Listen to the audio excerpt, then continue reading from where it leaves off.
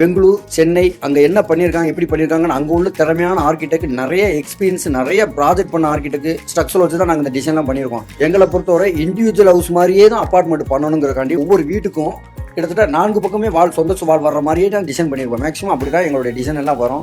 இடம் வாங்குற எத்தனையோ பேருக்கு சொல்லுவாங்க, சார் வெளியில் இடம் வாங்கணும்னா நாங்கள் போய் நிறைய அலையணும் சார், இடத்த பார்ப்போம், லீகலை பார்ப்போம், அப்புறம் லீகலுக்கு அந்த பேப்பர் வேணாம், இந்த பேப்பர் வேணும், ஏகப்பட்ட பேப்பர்ஸ் கேட்பாங்க.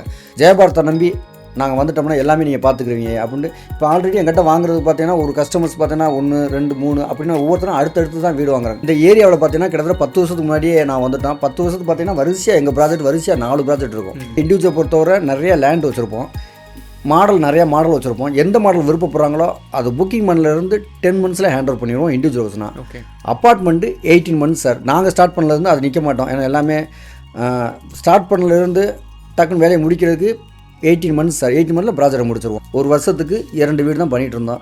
இன்றைக்கி பார்த்தா வருஷத்துக்கு 200 வீடு கொடுக்குறோம்.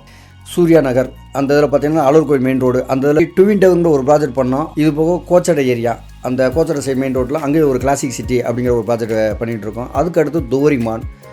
இது வந்து பார்த்தீங்கன்னா நத்தம் ஃப்ளை ஒரு இறங்கின உடனே நம்ம ப்ராஜெக்ட்டுக்குள்ளே வர்ற மாதிரி. இதுக்கு எங்களுடைய டீம் எல்லாமே ஹார்ட் ஒர்க் பண்ணுறாங்க.